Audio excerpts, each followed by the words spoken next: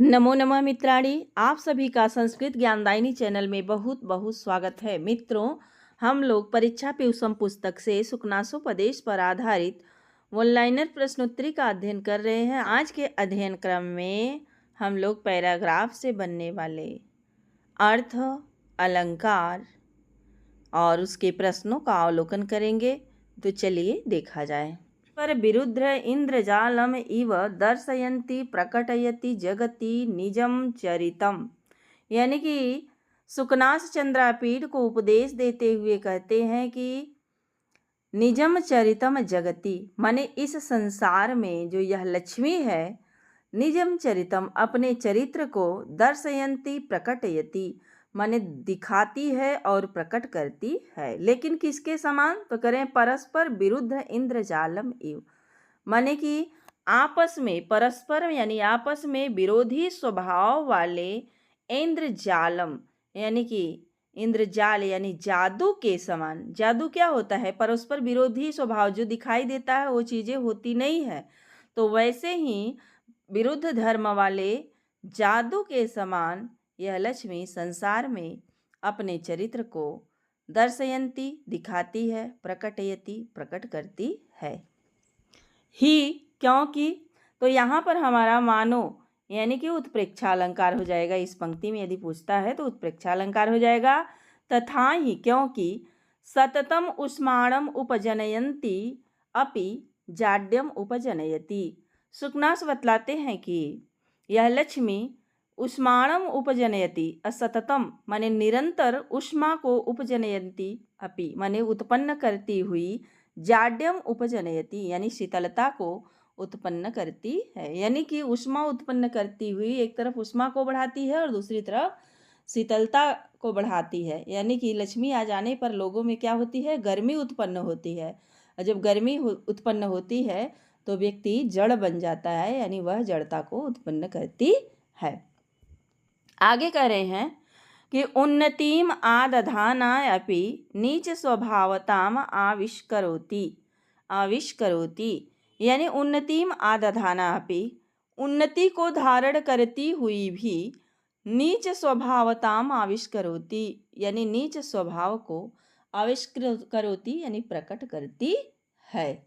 उन्नति को धारण करती हुई का मतलब व्यक्ति को ऊपर उठा देती है लक्ष्मी, और ऊपर उठाने के बाद क्या करती है कि जब व्यक्ति ऊपर उठता है तो उसमें उसका स्वभाव जो है थोड़ा निम्न हो जाता है, नीच स्वभाव वाला हो जाता है। यह लक्ष्मी व्यक्ति को नीच स्वभाव वाला बना देती है।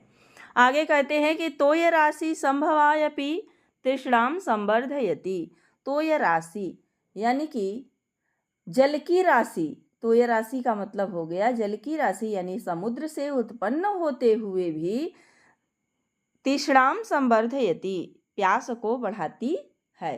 कहने का आशय यह है कि जब लक्ष्मी आती है तो व्यक्ति का जो पिपासा होता है वह बढ़ता चला जाता है, आकांक्षा इच्छाएं बढ़ती चली जाती है। एक व्यक्ति 100 कमाता है तो 1000 की इच्छा रखता है। कहने का आशय यह है। ईश्वरताम दाधाना अपि असीव प्रकृति त्वम आतनोति। ईश्वर माने ईश्वरत्व को धारण करती हुई, ईश्वरत्व को धारण करती हुई, ईश्वरताम दधाना अपि ईश्वरत्व को धारण करती हुई भी करें असीव प्रकृति आतनोति, असीव प्रकृतित्वम आतनोति यानी कि अमंगलकारी, असीव यानी कि अमंगलकारी स्वभाव का विस्तार करती है। यानी कहने का आशय है कि प्रभुता को धारण करती हुई क्या करती है? जब व्यक्ति के अंदर प्रभुत्व आ जाता है तो वह एक दूसरे को क्या करने लगता है? पीड़ित करने लगता है, और पीड़ित करने के कारण व्यक्ति में अकल्याणकारी स्वभाव का विस्तार होता है, विकास होता है, या चारों तरफ अमंगल फैलने लगता है। बलोपचयम आहरन्ति अपि, बलोपचयम आहरन्त्यपि लाघिमानम अपादयति। तो बलोपचयम आहरन्त्यपि लाघिमानम अपादयति यानी बल की वृद्धि करती हुई, बलोपचय यानी बल की वृद्धि करती हुई भी लाघिमानम यानी कि लघुता को उत्पन्न करती है, हल्केपन को उत्पन्न कर देती है लक्ष्मी। कहने का आशय यह है कि सैन्य शक्ति में तो वृद्धि होती है, बल बढ़ता है लक्ष्मी आने पर, लेकिन साथ ही साथ कृपणता भी उत्पन्न होती है। आगे कहते हैं अमृत सहोदरा यपि कटु विपाका। अमृत सहोदरा यानी कि अमृत की सगी बहन होने पर भी क्या करती है यह लक्ष्मी, कटु विपाका यानी कड़वे स्वभाव वाली होती है। यानी धन आने पर हमेशा दुखदायी परिणाम उत्पन्न होता है। विग्रहवत्यायपि अप्रत्यक्ष दर्शना। विग्रहवत्यापि माने शरीर से युक्त होने पर भी यह लक्ष्मी जो है अप्रत्यक्ष दर्शना यानी कि प्रत्यक्ष रूप से दिखाई नहीं देती है। पुरुषोत्तम रतायपि खलजन प्रिया। कह रहे हैं पुरुषोत्तम रतायपि खलजन प्रिया, यानी कि पुरुषोत्तम यानी भगवान विष्णु में, पुरुषोत्तम पुरुषों में जो उत्तम है अर्थात भगवान विष्णु में आसक्त होने पर भी यह लक्ष्मी क्या है, खलजन प्रिया यानी दुर्जनों की प्रिय है। दुर्जनों के पास रहने के कारण क्या है, यह अत्यंत प्रिय है। आगे कहते हैं रेणुमयीम स्वच्छमपि कलुषी करोति। रेणुमयी यानी मानो जो है धूलिमय होने पर भी, यह धूलिमय हो करके भी निर्मल को क्या कर देती है, कलुषी करोति। स्वच्छमपि कलुषी करोति माने कि मलिन बना देती है।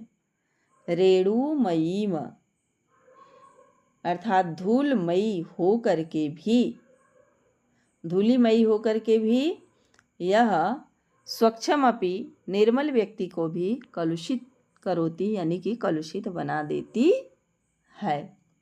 कहने का आशय यह है कि मानो यह जो है रजोगुणमयी होने से राग द्वेष से शून्य व्यक्ति को भी राग आदि गुणों से युक्त कर देती है।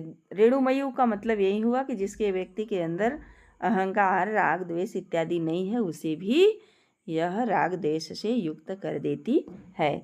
तो इस वाली पंक्ति में भी हमारा कौन सा अलंकार है, तो रेणुमयी व स्वच्छम अपि कलुषी करोति में उत्प्रेक्षा अलंकार है।